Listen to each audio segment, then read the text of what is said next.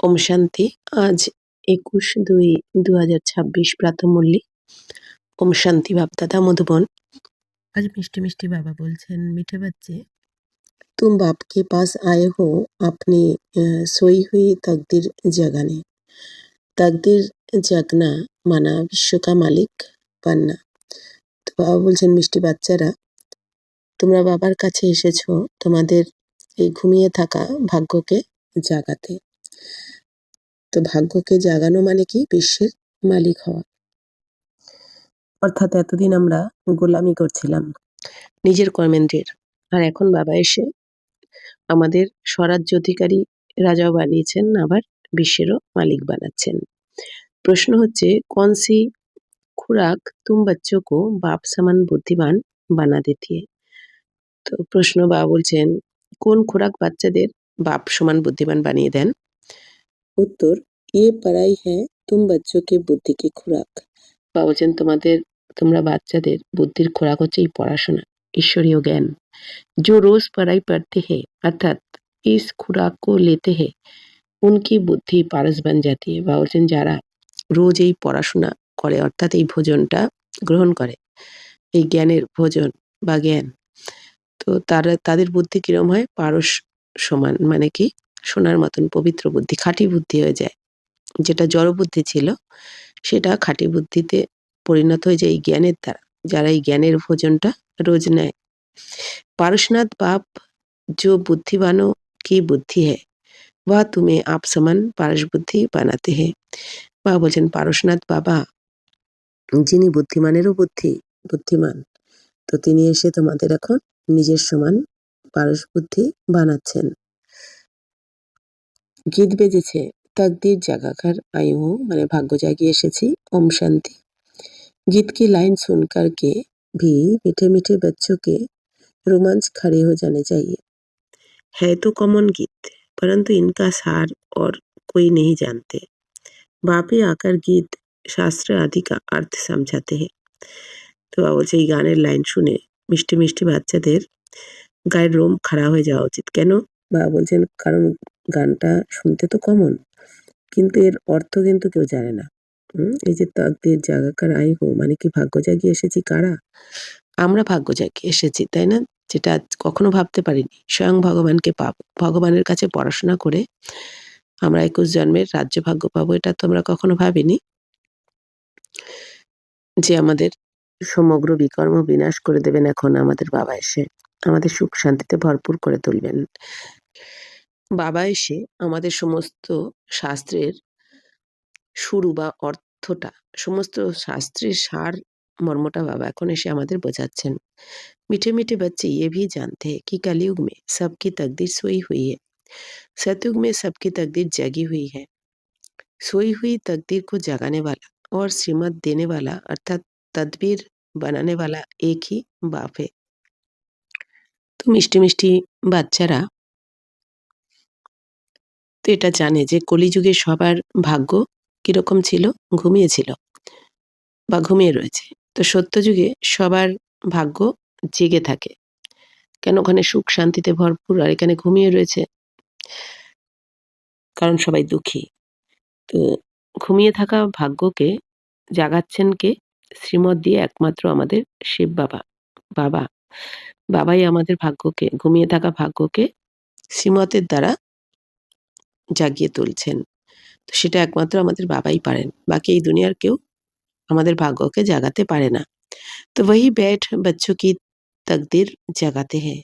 जैसे बच्चे पैदा होते हैं और तकदीर जग जाती है।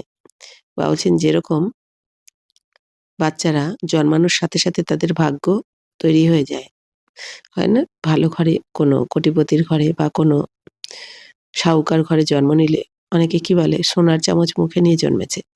ঠিক সেরকমই। তো বাবা এসে যখন আমাদের ভাগ্য জাগিয়ে দেন, তখন বাবা বলছেন কি আমাদেরও भाग्य जगे जाए। बच्चा जन्मा और उनको ये पता पड़ जाता है कि हम बारिश है, হুবহু ये फिर बेहद की बात है। তো বাবা বলছেন, যেরকম বাচ্চা জন্মালে জেনে যায় যে উত্তরাধিকার এসে গেছে। তো বাবা বলছেন সেরকমই আমরাও ব্রাহ্মণ বাচ্চা হয়েছি, স্বয়ং ভগবানের সন্তান হয়েছি, তো আমরাও তাহলে কি ভাগ্য আমাদের জেগে গেছে, কারণ এটা তো অসীম জগতের কথা, কারণ অসীম জগতের পিতার সন্তান। তাহলে তো সেই সন্তানের ভাগ্য কিরম হবে? সে তো অসীম জগতেরই মালিক, অসীম জগতের বাবা বাচ্চাদের তো অসীম জগতেরই মালিক বানাবেন, মানে স্বর্গের মালিক বানাবেন। बच्चे जानते हैं कल्प कल्प हमारी तकदीर जगती है, फिर সো जाती है। তো বাবা বলছেন যে কল্প কল্প বাচ্চারা বুঝতে পারে যে কল্প কল্প আমাদের ভাগ্য জাগিয়ে দেন আমাদের বাবা, তারপর থেকে আমাদের ভাগ্য ঘুমিয়ে যায়, মানে কি কম হয়ে যায়। এটা বাচ্চারা এখন বুঝেছে। পাবান বানতে হে তো তাকদির জাগতি হে, বাচ্চারা যখন পবিত্র হয়ে যায় তখন আমাদের ভাগ্য জেগে ওঠে, সুখ শান্তির দুনিয়াতে আমরা চলে যাই। পাবান গৃহস্থ আশ্রম কাহা যাতা है, এই জন্য কি বলা হয় পবিত্র গৃহস্থ আশ্রম। আশ্রম অক্ষর পবিত্র होता है, আশ্রম শব্দটাই হচ্ছে কি পবিত্র,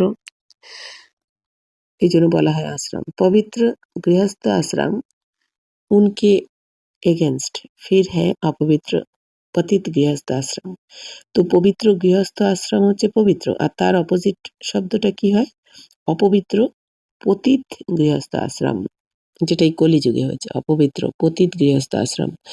তো আশ্রম নেই কহেंगे, তো তখন পতিত হয়ে গেলে অপবিত্র হয়ে গেলে আর আশ্রম বলা হয় না তাকে। তো গৃহস্থ ধর্ম তো সবকা হ্যায়, এখন তো গৃহস্থ ধর্ম সবারই, কারণ এখানে তো আশ্রম বলা যাবে না, কারণ সবাই অপবিত্র। তো জানোয়ারও মে ভি হ্যাঁ, কারণ জানোয়াররাও এই দুনিয়াতে জন্তু জানোয়ারদের মধ্যেও পতিতপনা মানে অপবিত্রতা রয়েছে। তো পবিত্র গৃহস্থ আশ্রম এই জন্য স্বর্গকে বলা হয়। তো বাচ্চে তো সব पैदा करते ही है, তো এই দুনিয়াতে তো সবাই বাচ্চা पैदा করতে থাকে পতিতপনার মাধ্যমে। তো জানোয়ারও को भी कहेंगे गृहस्थ धर्म में है, তো জানোয়ারদেরও কি বলা হবে গৃহস্থ ধর্মে রয়েছে। अब बच्चे जानते हैं हम स्वर्ग में पवित्र गृहस्थ आश्रम में थे, देवी देवता थे। তো এখন বাচ্চারা জেনেছে আমরা তো স্বর্গে পবিত্র গৃহস্থ আশ্রমে ছিলাম, দেবী দেবতা ছিলাম।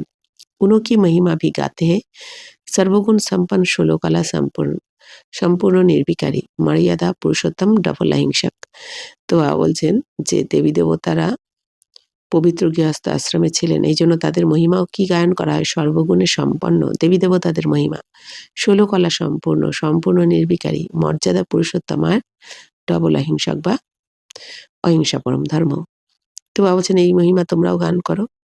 তো আপ সমঝাতে হো হাম মনুষ্য সে দেবতা ফির সে বন রহে হে, তো এখন কি বোঝাচ্ছেন যে মানুষ থেকে আমরা আবার সেই দেবী দেবতা হচ্ছি, যেটা আমরা ছিলাম পবিত্র গৃহস্থ আশ্রমে আমরা ছিলাম স্বর্গে, কিন্তু তারপর থেকে আমরা পতিত হয়ে গেছি। তো এখন আবার বাবা এসে আমাদের পবিত্র গৃহস্থ আশ্রমবাসী বানাচ্ছেন। গায়ন ভি হ্যাঁ মনুষ্য সে দেবতা কিয়ে কারাত না লাগিবার, বা বলছেন এরকম গায়নও রয়েছে মানুষ থেকে দেবতা বানাতে 1 সেকেন্ডও সময় লাগে না, কার ভগবানের। অর্থাৎ আমরা নিচে নেমেছি 5000 বছর ধরে, এখন বাবা এসে একটা জন্মে মানে কি অল্প সময়ের মধ্যে আমাদের মানুষ থেকে দেবী দেবতা বানিয়ে দিচ্ছেন। তাই বলা হচ্ছে ভগবানের সময় লাগে না, এক জন্মেই আমরা হয়ে যাই। तो ब्रह्मा विष्णु शंकर को भी देवता कहते हैं, ब्रह्मा देवताय नमो, फिर कहते हैं शिव परमात्माय नमो। তো বাবা বলছেন যে ব্রহ্মা বিষ্ণু শঙ্করকে কি বলা হবে, ভগবান তো বলা হবে না, দেবতা বলা হবে। এই জন্য ব্রাহ্মণরাও কি বলে থাকে ব্রহ্মা দেবতায় নমো, বিষ্ণু দেবতায় নমো, শঙ্কর দেবতায় নমো, শিব পরমাত্মায় নমো। তার মানে শিবের ক্ষেত্রে বলা হয় পরমাত্মা, বাকি ব্রহ্মা বিষ্ণু শঙ্করের ক্ষেত্রে বলা হচ্ছে দেবতা। তো এখানেই বোঝা যায় যে শিব বাবা হচ্ছেন পরমাত্মা আর এনারা সবাই দেবতা। তো শঙ্কর আলাদা শিব আলাদা, সেই কথাটাও এই মন্ত্রের মাধ্যমেই বোঝা যায়।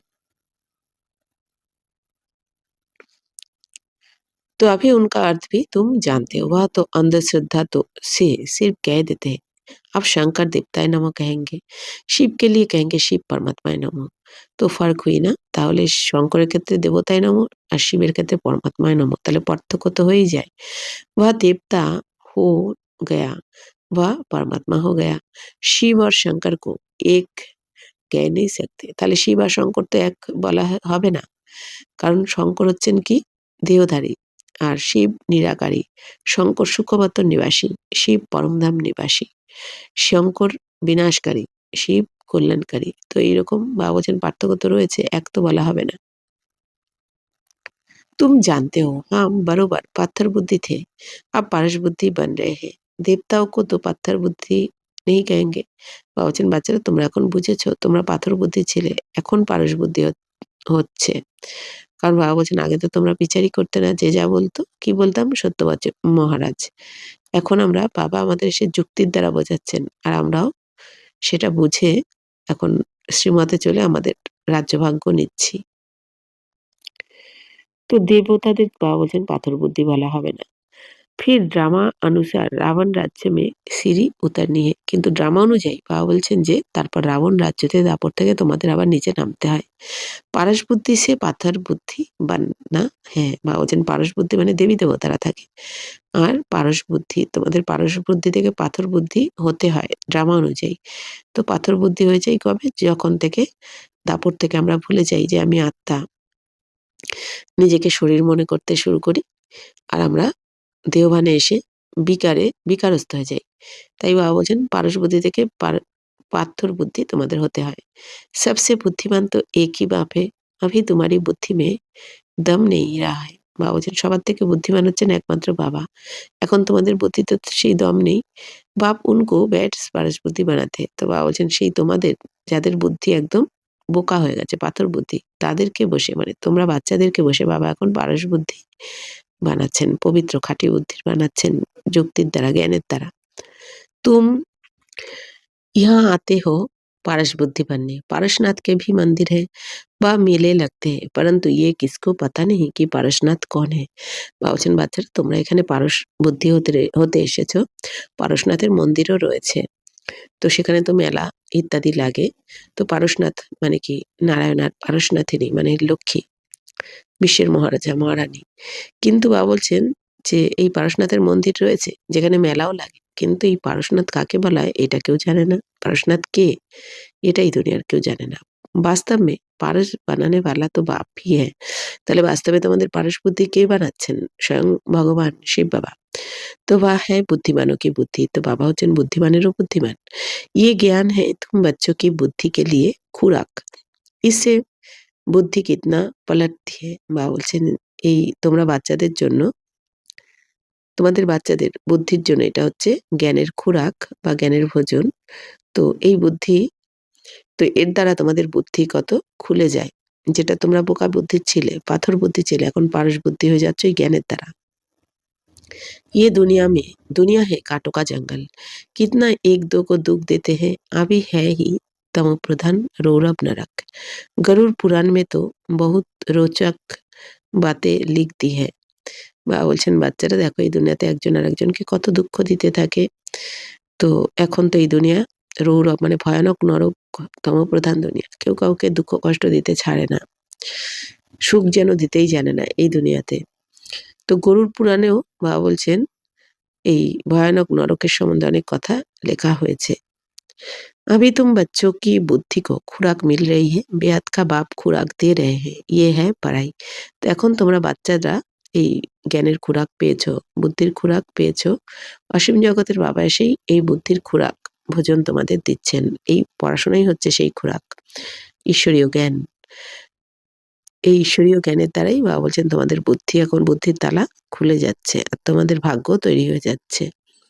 इसको ज्ञान अमृत भी कह देते हैं, कोई जल आदि है नहीं, आजकल सब चीजों को अमृत कह देते हैं, গঙ্গা জল को भी अमृत कहते। বাবা বলছেন এই জ্ঞানকে কি বলা হয়, অমৃত বলে দেয়। তো কোনো জলের কথা নয় এখানে, স্থূল রূপে জলের কথা নয়। বাবা বলছেন আজকাল তো সব কিছুকেই অমৃত বলে দেয়, গঙ্গা জলকে অমৃত বলে দেয়। দেবতাও কে पैर धोकर पानी রাখতে হ্যাঁ উসকো অমৃত কহ দেতে, যেমন দেবী দেবতার পুজোর সময় বাবা বলছেন পা ধোয়া জল রেখে দেয়, মানে স্নান জল যেটাকে বলা হয়। বাবা বলছেন যে যেমন এই দুনিয়াতে পুজো, ব্রাহ্মণ পুজো করে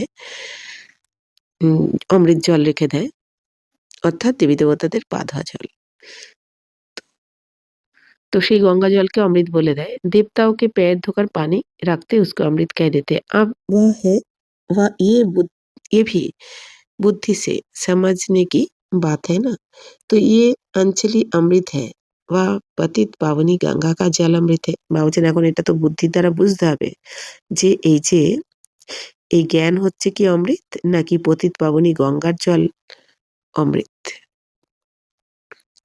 अंजलि जो देते हैं वह ऐसे नहीं कहते कि ये पतितों को पावन बनाने वाला है। गंगा जल के लिए कहते हैं पतित पावनी है। বাবা বলছেন বাচ্চারা गंगा जल के ही दुनिया पतित पावनी बोले देय। कहते भी है मनुष्य मर गए तो गंगा जल मुख में हो। दिखाते हैं अर्जुन ने बाण मारा फिर अमृत जल पिलाया। তো এই দুনিয়া কি বলে যায় বলে যে মারা গেলে গঙ্গার জল যেন মুখে থাকে, মুখে গঙ্গার জল দেওয়া হয় মারা গেলে। তো দেখানো হয় যে অর্জুন বাণ মেরে অমৃত জল নিয়ে এসেছিলেন, পান করিয়েছিলেন। তুম বাচ্চো নে কোই বান আদি নেহি চালায় হে, কিন্তু তোমরা বাচ্চারা কোনো বান निक्षेप करोनी। तो एक गांव है जहाँ वानों से लड़ते हैं, वहाँ के राजा को ईश्वर का अवतार कहते। वावचन একটা গ্রাম আছে যেখানে বানের দ্বারা लड़ाई करते हो, तो সেখানকার রাজাকে ईश्वर अवतार बोलते हैं। तो अब ईश्वर का अवतार तो कोई हो नहीं सकता, किंतु ঈশ্বরের অবতার বলা হতো যেখানে বানের দ্বারা লড়াই হতো, কিন্তু বাবা বলছেন এখন ঈশ্বরের অবতার তো আর কেউ হতে পারে না। वास्तव में सच्चा सच्चा सदगुरु तो एक ही है जो सर्व का सदगति दाता है। কিন্তু এখন সত্যিকার সদ্গুরু তো একজনই যিনি সবার সদ্গতি করেন। তো বাবাকে কি বলা হয়? সদ্গতি দাতা। তো অবতার তো এক বাবা, অবতার মানে কি? যিনি অবতরণ করেন, মানে যিনি গর্ভে জন্মান না, তো সে তো একমাত্র বাবা। বাবার জন্ম হয় না গর্ভে, বাবা তো অবতরণ করেন ব্রহ্মা বাবার শরীরে। তাই বাস্তবে সত্য সদ্গুরু হচ্ছেন একমাত্র বাবাই, जो सभी आत्माओं को साथ ले जाते हैं। তো যিনি সমস্ত আত্মাদের এখন সাথে করে নিয়ে যান, সেই সদ্গুরু আমাদের শিব বাবা। बाप के सिवाय वापिस कोई भी ले जा नहीं सकता। तो বাবা ছাড়া কেউ কিন্তু সাথে করে নিয়ে যান না। ব্রহ্ম में लीन हो जाने की भी बात नहीं है। ব্রহ্মতেও লীন হয়ে যায় না কোনো আত্মা। কোনো আত্মা আকাশে গিয়ে অর্থাৎ পরমধামে গিয়ে কিন্তু মিলিত হয়ে যায় না, কারণ আত্মা অজর অমর অবিনাশী। এই দুনিয়া বলে থাকে যে জ্যোতি জ্যোতিতে বিলীন হয়ে যায়, মানে মিলিয়ে যায়। বাবা বলছে না, এরকম হয় না, তাহলে তো যেন আত্মা শেষ হয়ে গেল, মানে অস্তিত্বই থাকে না কোনো। কিন্তু আত্মা তো অজর অমর অবিনাশী। বাবা বলছে এরকম হয় না। তো ये নাটক বানা হুয়া है, সৃষ্টি কা চক্র অনাদি ফিরতা হি रहता है। বাবা বলছেন এই নাটক বানানোই রয়েছে, সৃষ্টির চক্র বাবা বলছে অনাদি, তো এটা ঘুরতেই থাকে। অর্থাৎ প্রতি কল্প কল্প 5000 বছর পর পর এই সৃষ্টির নাটক হুবহু রিপিট হতে থাকে। तो वर्ल्ड की हिस्ट्री ज्योग्राफी कैसे रिपीट होती है ये अभी तुम जानते हो और कोई नहीं जानता। তো এখন এই দুনিয়ার হিস্ট্রি জিওগ্রাফি কিভাবে 5000 বছর পর পর হুবহু রিপিট হতে থাকে, বাবা বলছেন একমাত্র এটা তোমরা এখন জেনেছ। मनुष्य अर्थात आत्माएं अपने बाप रचयिता को भी नहीं जानती है, जिसको याद भी करते हैं ও গডফাদার। তো এই দুনিয়াতে মানুষ বাবা বলছেন আত্মারা বাবা রচয়িতাকে তো জানে না, যে আমাদের শিব বাবা রচয়িতা জানে না। এই জন্য বাবা বলছেন যে স্মরণ করতে থাকে যে ও গডফাদার বলে। তো हद के बाप को कभी गॉडफादर नहीं कहेंगे, কিন্তু এই শরীরের পিতাকে কি গডফাদার বলবে কেউ? কেউ বলে না। কিন্তু আত্মার পিতাকে কি বলে ডাকতে থাকে? ও गॉडफादर। तो गॉडफादर अक्सर बहुत रिस्पेक्ट से कहते हैं, उनके लिए ही গাতে हैं পতিত পাবন দুঃখ হর্তা সুখ কর্তা। বাবা বলছেন এই বাবার জন্যই এইটা গায়ন করা হয় যে পতিত পাবন দুঃখ হর্তা সুখ কর্তা, অর্থাৎ যিনি দুঃখের থেকে মুক্ত করে এখন সুখ দিচ্ছেন তাকে বলা হয়, অর্থাৎ বাবাকে। एक तरफ कहते वह दुख हरता सुख करता है, और जब कोई दुख होता है व बच्चा आदि मर जाता है तो कह देते ईश्वर ही दुख सुख देता है। বাবা বলছেন একদিকে বাবাকে কি বলা হয়? দুঃখ হর্তা সুখ কর্তা, মানে যিনি দুঃখ হরণ করে সুখ দেন। আবার যখন দুঃখ নেমে আসে জীবনে, বাবা বলছেন বা যদি কোনো বাচ্চা মৃত্যু হয়ে যায় তখন কি বলে থাকে যে ভগবানই দিয়েছে, আবার ভগবানই নিয়েছেন। কিন্তু শিব বাবা বলছে আমি শুধু দিই, আমি নিই না কখনো বাচ্চাদের থেকে। ईश्वर ने हमारा बच्चा ले लिया, ये क्या किया? अब महिमा एक गाते हैं और फिर कुछ होता है तो ईश्वर को गालियां देते। তো এই দুনিয়া একদিকে মহিমা গায়ন করে যে ঈশ্বর দুঃখহর্তা সুখকর্তা। আবার একদিকে বাচ্চার যদি মারা যায় কারো, তখন আবার গ্লানিও করতে থাকে, গালি দিতে থাকে যে ভগবানই দিয়েছেন, আবার ভগবানই নিয়েছেন। কিন্তু শিব বাবা বলছেন আমি তো নিই না, আমি তো দাতা, আমি শুধু দিই তোমাদের। तो कहते भी है ईश्वर ने बच्चा दिया है, फिर अगर उनसे वापिस ले लिया तो तुम रोते क्यों हो? তো কি বলে দেয় এই দুনিয়া, যে ভগবানই বাচ্চা দিয়েছেন, আবার যদি উনি নিয়ে নিয়েছেন তাহলে তুমি কেন কাঁদছো?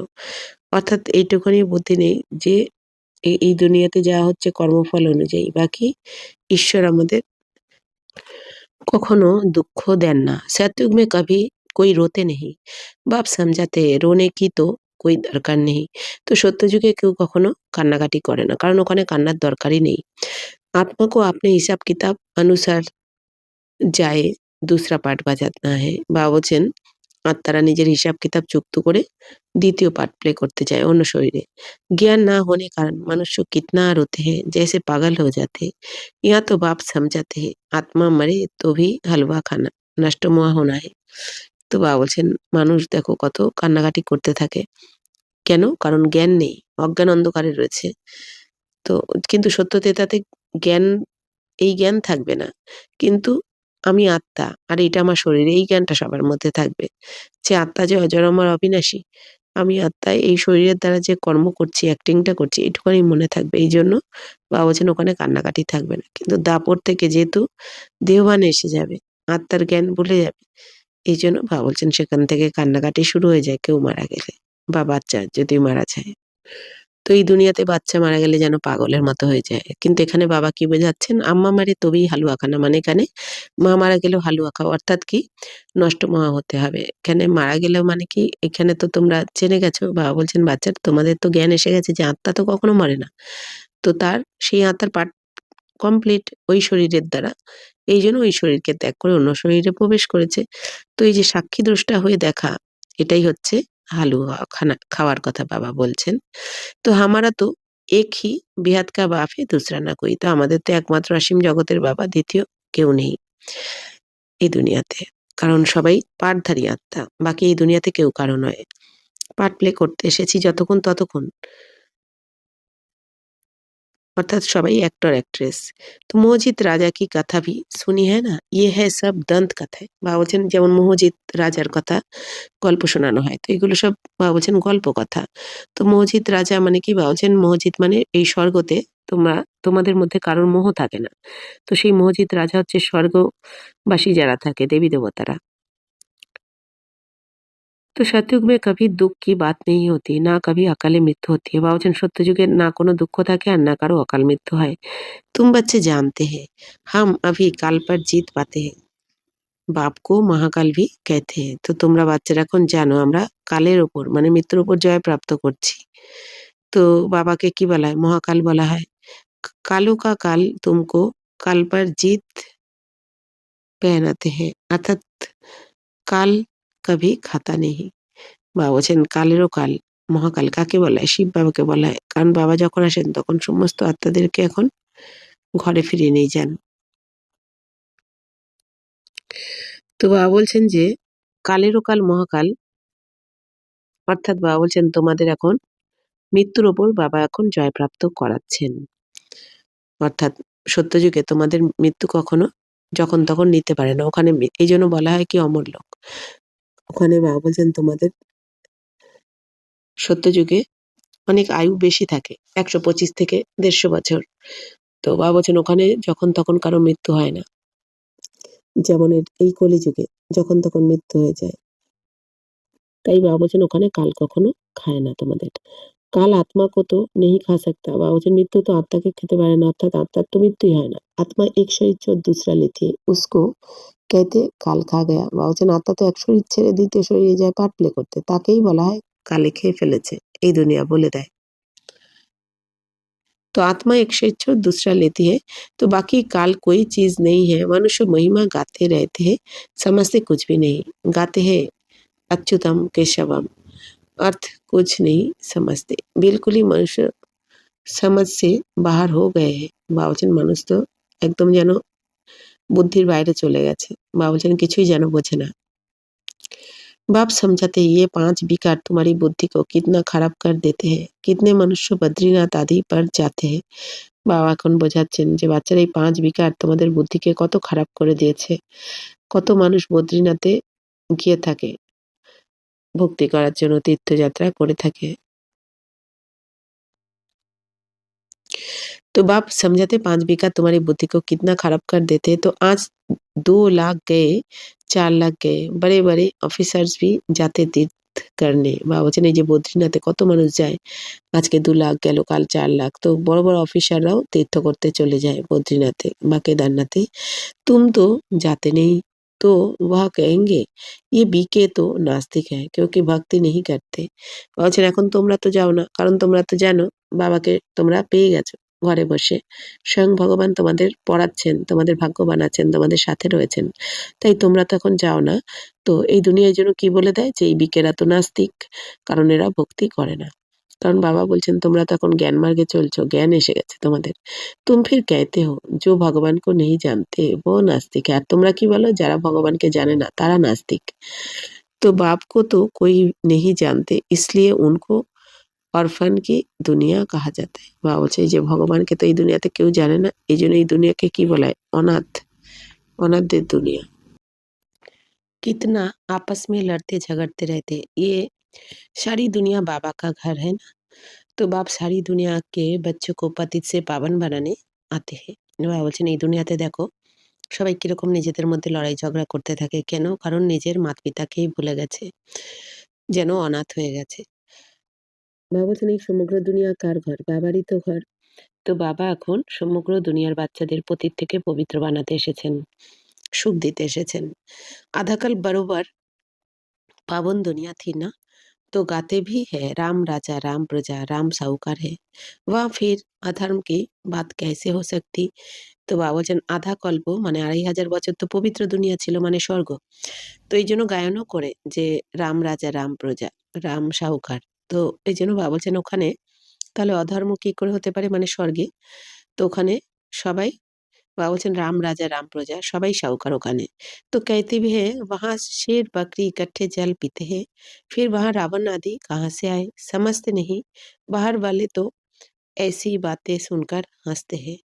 তো বাবা বলছেন যে বাচ্চারা এরকমও বলে যে ওখানে বাঘে বাঘে গরুতে এক ঘাটে জল খায়। অর্থাৎ কি? এরকম কোনো ব্যাপার নেই। আসলে কথাটা বলার উদ্দেশ্য হচ্ছে ওখানে হিংসা থাকে না। এক ঘাটে বসে জল খায় মানে কি বাঘে, ছাগলে ওখানে হিংসার কোনো নাম নিশান। হিংসা কি তাই জানবে না স্বর্গে।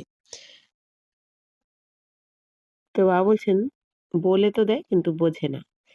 তো বাইরের কেউ এই কথা শুনে हँसते থাকে বিকেদের। तो तुम बच्चे जानते हो अभी ज्ञान का सागर बाप आकर हमें ज्ञान देते हैं। ये पतित दुनिया है ना, आप प्रेरणा से पतितों को पावन बनाएंगे क्या? बुलाते हैं हे पतित पावन आओ, आकर हमको पावन बनाओ। तो जरूर भारत में ही आया था। তো বাবা বলছেন যে বাচ্চা তোমরা এখন জানো যে জ্ঞানের সাগর এখন বাবা এসে আমাদেরকে জ্ঞান দিচ্ছেন। এই দুনিয়া তো পতিত দুনিয়া। এইজন্য জ্ঞানের দ্বারা আমাদের বাবা এসে এখন পবিত্র বানাচ্ছেন। জ্ঞানরত্ন প্রদান করছেন।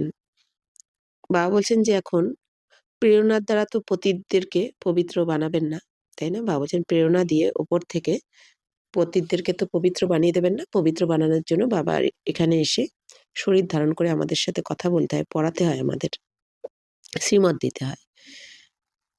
তো এইজন্য এই দুনিয়া গায়ন করতে থাকে, ডাকতে থাকে, "হে পতিত পাবন এসে আমাদের পবিত্র বানাও।" তাই বাবা এসেছেন এখন তোমাদের পতিত থেকে পবিত্র বানাতে। "आप भी कहते मैं ज्ञान का सागर आया हूँ।"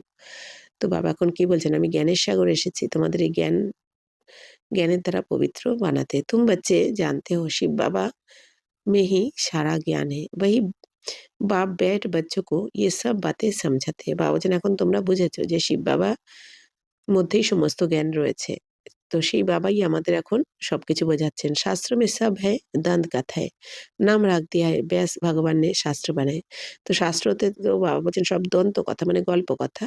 নাম রেখে দিয়েছে কি ব্যাসদেব, ব্যাস ভগবান এই শাস্ত্র শুনিয়েছেন। তাহলে ভগবান তো শোনাননি।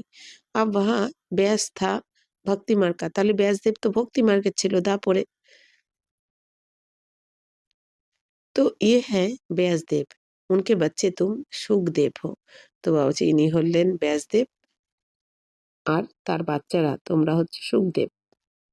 তাহলে বাবা বলছেন আসলে এখন ব্যাসদেবের বাচ্চা তো তোমরা, তো তার বাচ্চা তোমরা এখন সুখ দিচ্ছ সবাইকে। আব তুম সুখে দেবতা বানতে हो, এখন তোমরা সুখের দেবতা হচ্ছ। সুখ কা বর্ষা লে রহে हो ব্যাস সে, শিবাচার্য সে। এখন বাবা বলছেন তোমরা সুখের উত্তরাধিকার নিচ্ছ ব্যাসের কাছ থেকে বা শিবাচার্যের কাছ থেকে। ব্যাস के बच्चे तुम हो परंतु मनुष्य मुंज ना जाए इसलिए कहा जाता है शिव के बच्चे। বাবা বলছেন আসলে তোমরাই হচ্ছে সেই ব্যাসদেবের বাচ্চা, বাকি মানুষ যাতে বিভ্রান্ত না হয়ে যায়, মুছড়ে না পড়ে, এই জন্য কি বলা হয় শিব বাবার বাচ্চা, শিবের সন্তান। उनका असल नाम ही है शिव। তো সো আব বাপ कहते हैं किसी देहधारी को मत देखो। এই জন্য বাবা এখন কি বলছেন, বাচ্চারা কোনো দেহধারীদেরকে দেখো না, এখন একমাত্র শিব বাবাকে দেখো। जबकि शिव बाबा सन्मुख बैठे हैं आत्मा को जाना जाता है, परमात्मा परमात्मा को জানা जाता है। তো वह परमपिता परमात्मा शिव। তো পরমাত্মা কে? আমাদের শিব বাবা, যিনি শ্রেষ্ঠর থেকেও শ্রেষ্ঠ, উঁচুর থেকেও উঁচু। তো वही आकर पतित से पावन बनने का रास्ता बताते हैं। তো বাবাই এসে আমাদের পতিত থেকে পবিত্র হওয়ার রাস্তা বলে দিচ্ছেন। कहते मैं तुम आत्माओं का बाप हूँ, आत्मा को রিয়েলাইজ किया जाता है, देखा नहीं जाता है। তো বাবা এসে কি বলছেন, আমি তোমরা আত্মাদের পিতা, তো আত্মাকে অনুভব করা যায়, দেখা যায় না দুই চোখ দ্বারা, স্থূল चोख দিয়ে দেখা যায় না। बाप पूछते हैं अब तुमने अपनी आत्मा को रियलाइज किया, इतनी छोटी सी आत्मा ने में अविनाशी पाठ नोंदा हुआ है जैसे एक রেকর্ড है। তো বাবা এখন এসে কি বলছেন, বাচ্চারা এই আত্মাকে তোমরা অনুভব করেছো মন বুদ্ধির দ্বারা, কারণ আত্মাকে তো দুই চোখ দ্বারা দেখা যায় না, মন বুদ্ধির দ্বারা অনুভব করা যায়। তাই বাবা বলছেন এত ছোট আত্মার মধ্যে অবিনাশী পাঠ নির্ধারণ করাই রয়েছে, মানে 84 জন্মের পাঠ এই আত্মার মধ্যে রেকর্ড করাই রয়েছে। तो तुम जानते हो हम आत्मा ही शरीर धारण करती है, पहले तुम देह अभिमानी थे अब देही अभिमानी हो। বাবা বলছেন তোমরা আত্মারা এখন এই শরীর ধারণ করেছো, তো প্রথমে তোমরা দেহ অভিমানী মানে দেহের অহংকারে ছিলে, এখন তোমরা আত্ম অভিমানী হয়েছো। तुम जानते हो हम आत्मा 84 जन्म लेती है उनका अंत नहीं होता। এখন তোমরা জেনেছো যে আমরা আত্মারাই অবিনাশী পার্ট প্লে করেছি,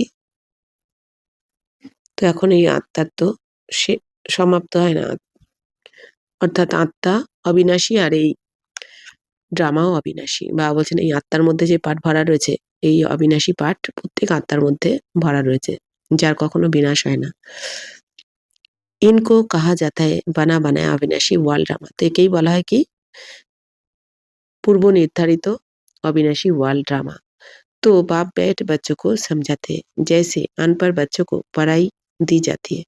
তো বাবা এখন এসে আমাদের সবকিছু বোঝাচ্ছেন এই জ্ঞানের রহস্য, যে এই ড্রামাতে যা কিছু হচ্ছে তা সব কিন্তু পূর্ব নির্ধারিত, সেকেন্ড বাই সেকেন্ড হুবহু রিপিট হচ্ছে। এই জন্য বাবা বলছেন কোনো দৃশ্যকে দেখেই তোমাদের বিভ্রান্ত হওয়া উচিত নয়, কারণ সবই ড্রামার পার্ট অ্যাকুরেট হচ্ছে, আর প্রত্যেকের কর্ম অনুযায়ী কিন্তু প্রত্যেকটা সিন গড়ে উঠেছে এই ড্রামার প্রত্যেকটা দৃশ্য। तो बाबा बोलছেন जैसे अनपढ़ बच्चों को पढ़ाई दी जाती है आत्मा ही शरीर में रहती है, ये है पाथर बुद्धि के लिए फूड। অর্থাৎ এই জ্ঞান পাথর বুদ্ধির জন্য যেন ভোজন, অর্থাৎ এই জ্ঞানের দ্বারা এই পাথর বুদ্ধি বাচ্চারা কি হয় পারস বুদ্ধির হয়ে যায়, তো बुद्धि को समझ मिलती है, माने बुद्धि खुले जाए बच्चाते। तुम बच्चों के लिए बाबा ने चित्र बनवाए हैं, बहुत सहज है, ये है त्रिमूर्ति ब्रह्मा विष्णु शंकर। अब ब्रह्मा को भी त्रिमूर्ति क्यों कहते हैं, देव देव महादेव एक दो के ऊपर रखते हैं, अर्थ कुछ भी नहीं जानते। তো এই দুনিয়া বাবা বলছেন যে তোমরা বাচ্চাদের জন্য বাবা তো অনেক চিত্র বানিয়েছেন, তো খুবই সহজ। এই যে ত্রিমূর্তি কাকে বলা হয়, ব্রহ্মা বিষ্ণু শঙ্করকে এই দুনিয়া বলে দেয়, কিন্তু বাবা বলছেন শিব ত্রিমূর্তি, শিব বাবাকে বলা হয় কেন, বাবাই এসে এই ব্রহ্মা বিষ্ণু শঙ্করকে আগে রচনা করেন, এই জন্য বলা হয় না দেব দেব মহাদেব, মানে দেবতাদেরও থেকেও উঁচুতে কে মহাদেব, দেবতাদেরও দেবতা। তো এক দো কে উপর রাখতে हैं अर्थ कुछ नहीं समझते। तो বাবা বলছেন এই দুনিয়া তো দেবতাদেরকেই বলা হয় দেব দেব মহাদেব, ब्रह्मा विष्णु शंकर के, किंतु माने जाने ना। अब ब्रह्मा देवता कैसे हो सकता, प्रजापिता ब्रह्मा तो यहाँ होना चाहिए। তো বাবা বলছেন, বাচ্চারা, ব্রহ্মা কি করে দেবতা হতে পারে? দেবতাদের তো দেখানো হয় সূক্ষ্মবতনে, কিন্তু ব্রহ্মা তো রয়েছে এই দুনিয়াতে, স্থূল দুনিয়াতে। তাই বাবা বলছেন, তাহলে ব্রহ্মা কি করে দেবতা হয়? ये बातें कोई शास्त्र में है नहीं है। बाबा বলছেন, এই কথা তো কোনো শাস্ত্রতেও নেই। तो बाप कहते हैं, मैं इस शरीर में प्रवेश कर इन द्वारा तुमको समझाता हूँ, ইনকো আপনা বানাতা হুঁ। তো আমি, বাবা এসে এখন কি বোঝাচ্ছেন, আমি এনার শরীরে প্রবেশ করে তোমাদের, এনার দ্বারাই তোমাদেরকে আমি আপন বানাই বা পড়াশোনা করাই। इनकी बहुत जन्म के अंत में आता हूँ, তো ये भी 5 विकारों का संन्यास करते हैं। বাবা বলছেন যে আমি এনার অনেক জন্মের অন্তিম জন্মে প্রবেশ করি। শিব বাবা বলছেন, মানে ব্রহ্মা বাবার শরীরের বাবা অনেক জন্মের অন্তিম জন্মে আসেন। ये भी 5 विकारों का संन्यास करते हैं। তো ব্রহ্মা শরীরে বাবা বলছেন যখন প্রবেশ করেন, তো ইনিও 5 विकारকে তখন ত্যাগ করেন। संन्यास करने वाले को योगी ऋषि कहा जाता है। अभी तुम राजऋषि बने हो, 5 विकारों का संन्यास तुमने किया है, तो नाम बदलता है। তো বাবা বলছেন, সন্ন্যাস যিনি করেন তাকে কি বলা হয়? যোগী বলা হয়, ঋষি বলা হয়। তো তোমরা এখন সেই রাজঋষি হয়েছ, কারণ 5 বিকারের সন্ন্যাস নিয়েছো তোমরা এখন, এই জন্য তোমরা হচ্ছে পবিত্র ঋষি। তো তুম তো রাজযোগী মানতে हो, তো তোমরা তো রাজযোগী হয়েছো, অর্থাৎ এই কর্মেন্দ্রিয়ের ওপর রাজত্ব করছো তোমরা বাবার সাথে যোগযুক্ত হয়ে। तो वह सन्यासी लोग तो घर बार छोड़ चले जाते हैं। এই দুনিয়ার সন্ন্যাসীরা কি করে? ঘর বাড়ি ছেড়ে চলে যায়। यहाँ तो स्त्री पुरुष इकट्ठे रहते, प्रतिज्ञा करते हैं, हम विकार में कभी नहीं जाएंगे।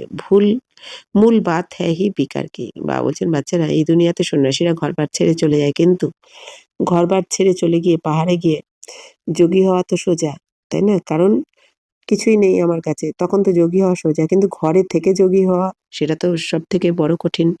সবার সাথে থেকে পবিত্র থাকা, সবার সাথে থেকেও নিজেকে কন্ট্রোল করে রাখা, শান্ত থাকা, এইটা কঠিন, তাই না? তো এটাই হচ্ছে আসল পুরুষার্থ।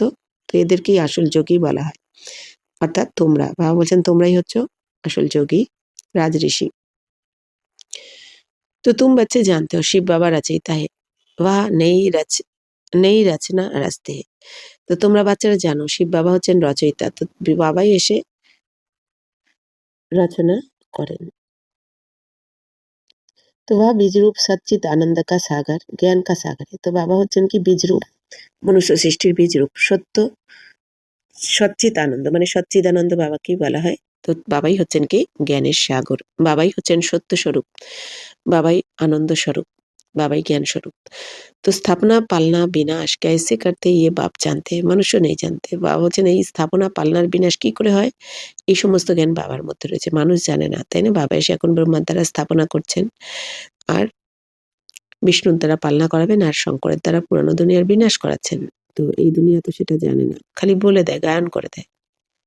तो अच्छा तुम्हारे मुख में गुलाब, बाबा বলছেন, फट से कह देते तुम बिके तो दुनिया का विनाश करेंगी।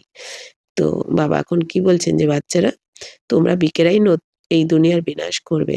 তো আচ্ছা তোমারে মুখ মে গোলাপ, তো এই জন্য বাবা বলছেন কি, তোমাদের মুখে এখন গোলাপ। তো कहते हैं ये तो विनाश के लिए निमित्त बनी है। তো এই জন্য কি বলা হয়? বিনাশের জন্য তো এরা নিমিত্ত হয়ে যায়, অর্থাৎ এই খারাপ দুনিয়া, ছিছি দুনিয়াকে এখন বাবা বলছেন, তোমরাই তো বিনাশ করে নতুন দুনিয়া আনছো, তোমরা সুখ শান্তির দুনিয়া আনছো। এই জন্য বাবা বলেন তোমাদের মুখে গোলাপ। तो ना शास्त्र को, ना कि ना भक्ति को, ना गुरुओं को मानती है, सिर्फ अपने दादा को मानती है। তো বলে দেয়, না এরা শাস্ত্রকে মানে, না ভক্তিকে মানে, না গুরুকে মানে, এনারা তো শুধু দাদাকে মানে। তো लेकिन बाप तो खुद कहते ये पतित शरीर है, मैंने इनमें प्रवेश किया है। কিন্তু বাবা এখন নিজে কি বলেন যে, ইনি, এনার শরীর তো পতিত, আমি এনার মধ্যে প্রবেশ করেছি। পতিত দুনিয়া मैं तो পতিত দুনিয়া মে তো কোই পাবন হতা নেই। তো পতিত দুনিয়াতে তো কেউ পবিত্র হতে পারে না। মনুষ্য তো জো সুনি সুনাই বাতে শুনতে বা बोल देते, তো মানুষ কি করে? যেটা শোনে তো সেটাই বলে দেয়, তো সেটাকে যাচাই করে না। ऐसी सुनी सुनाई बातों से तो भारत दुर्गति को पाया है, तब बाप आकर सच सुनाए सबकी सदगति करते। তো এই দুনিয়া কি করেছে? শোনার কথাতে চলেছে। এই জন্য বাবা বলছেন, ভারতের দুর্গতি এই জন্যই পেয়েছে, যে এর ওর কথা শুনেই চলেছে, যার জন্য ভারতে এত দুঃখ। তো বাবা এসে এখন সত্য জ্ঞান শুনিয়ে আমাদের সাতগতি করছেন। अच्छा, मीठे मीठे सिकी लदे बच्चों प्रति माता पिता बाप दादा का याद प्यार और गुड मॉर्निंग। रूहानी बाप के रूहानी बच्चों को नमस्ते।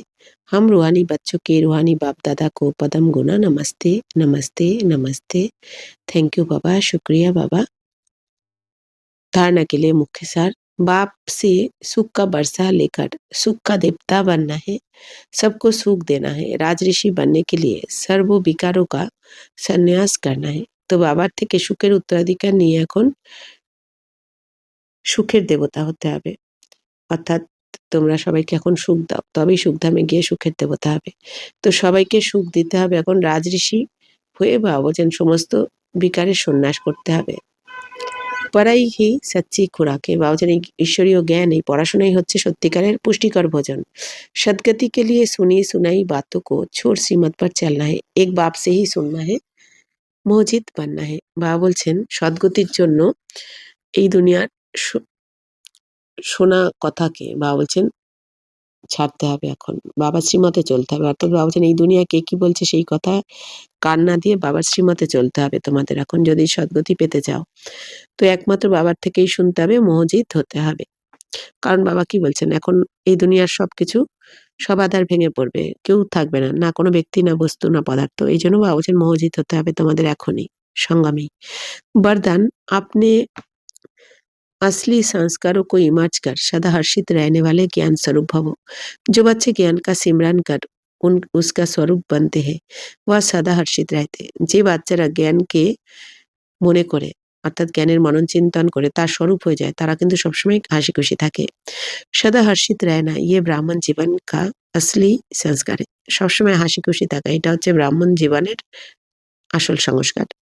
दिव्य गुण अपनी चीज है, अवगुण माया की चीज है, जो संगदोष से आ गए हैं। বাবা বলছেন বাচ্চারা দেখো, দিব্যগুণ, বাবা বলছেন দিব্যগুণ তো তোমাদের, আর অবগুণ হচ্ছে মায়ার, মায়ার জিনিস। তো যেটা সঙ্গদোষের জন্য এসেছে, বাবা বলছেন সঙ্গদোষের জন্য তোমাদের মধ্যে অবগুণ এসেছে, এখন তোমাদের মধ্যে দিব্যগুণ আসা উচিত। আব উসে পিঠ দে দো और अपने অলমাইটি অথরিটি কি পজিশন पर रहो তো সদা হর্ষিত रहेंगे। এখন বাবা বলছেন যে এখন মুখ ঘুরিয়ে নাও এই মায়ার রাবণ থেকে। তো বাবা বলছেন যে তাহলে তোমরা খুশি থাকবে, তোমাদের পজিশনে থাকবে। कोई भी आसुरी व व्यर्थ संस्कार सामने आने की हिम्मत भी नहीं রাখ सकेंगे। বাবা বলছেন যত তোমরা বাবা অলমাইটি অথরিটি মানে বাবার শ্রীমতে যদি চলো তাহলে সবসময় খুশি থাকবে, কোনো ব্যর্থ সংস্কার বা আসুরি সংস্কার তোমাদের সামনে আসার সাহসও রাখতে পারবে না। স্লোগান, संपूर्णता का लक्ष्य सामने रखो तो संकल्प में भी कोई आकर्षण आकर्षित नहीं कर सकती। বাবা বলছেন বাচ্চারা সম্পূর্ণতার লক্ষ্যকে এখন সামনে রাখো, যে আমাকে সম্পূর্ণ হতেই হবে, বাপ সমান সম্পন্ন আর সম্পূর্ণ হতেই হবে। তাহলে বাবা বলছেন সংকল্প তো কোনো ব্যক্তি বস্তু পদার্থের আকর্ষণ তোমাকে আকর্ষিত করতে পারবে না। तो लक्ष्य रखते হবে, बाप समान আমাকে হতেই হবে। तो अव्यक्त इशारे एकता और विश्वास की विशेषता द्वारा सफलता संपन्न बनो। एकता के लिए एक रूहानी तावीज सदा अपने पास रखना है, रिगार्ड देना ही रिगार्ड लेना है। বাবা বলছেন একতার জন্য একমাত্র বাবা বলছেন রুহানি তাবিজ। তো রুহানি তাবিজটাকে বাবা বলছেন সবসময়, আত্মিক তাবিজ সবসময় বা আত্মিক কবচ সবসময় নিজের কাছে রাখতে হবে। কি সেটা কি? বাবা বলছেন সম্মান দিতে হবে, সম্মান নিতে হবে। বাবা বলছেন যেটা চাও সেটা দাও। সম্মান যদি চাও তো দাও, অটোমেটিক তোমার কাছে এসে যাবে, চাইতে হবে না তখন সম্মান। ইয়ে রিগার্ড কা রেকর্ড সফলতা কা অবিনাশী রেকর্ড হো জায়গা। বাবা বলছেন এই সম্মানের রেকর্ডই বাবা বলছেন সফলতার রেকর্ড হয়ে যাবে, अविनाशी रिकॉर्ड। मुख पर एक ही सफलता का मंत्र हो, पहले आप ये महामंत्र मन से पक्का रहे। বাবা বলছেন তোমাদের মুখের দ্বারা একটা মন্ত্র, অর্থাৎ কি প্রথমে আপনি, যে আমি আগে নই, আমাকেই দিতে হবে, আমাকে কেন বললো না, আমাকে করলো না কেন, আমাকে আগে বলা উচিত ছিল, এরকম না। তো অন্যকে আগে এগিয়ে দাও, যে আগে তুমি, তো তাহলেই তুমি এগিয়ে যাবে। তো যেরকম ব্রহ্মা বাবা দাদি দিদিদেরকে এগিয়ে দিয়েছেন, পেলে আপ, তো অটোমেটিক ব্রহ্মা বাবারও উঁচু পজিশন হয়ে গেছে। তেমনি বাবা বলছেন তোমরাও এরকম ফলো ফাদার করো। তাহলে পেহলে আপ অর্থাৎ আগে অন্যদের এগিয়ে দাও। এই মহামন্ত্রটা যেন সবসময় পাক্কা হয়ে যায়। यथार्थ रूप से पहले मैं को मिटाकर दूसरे को आगे बढ़ाना सो अपना बढ़ना समझते हुए इस महामंत्र को आगे बढ़ाते सफलता को पाते रहो। ये मंत्र और ताबीज सदा साथ रहे तो प्रत्यक्षता का नागारा बच जाएगा। বাবা বলছেন বাচ্চারা সবসময় মনে রাখবে যে অন্যদেরকে এগিয়ে দিতে হবে, তাহলে আপনি আপ তুমি এগিয়ে যাবে। বাবা বলছেন তোমাকে কিছু চাইতে হবে না বা করতে হবে না। তো এই মন্ত্রের তাবিজ বা কবচ বাবা বলছেন সবসময় যদি সাথে থাকে তবেই বাবার প্রত্যক্ষতার নাগারা বাজবে। আচ্ছা, ওম শান্তি।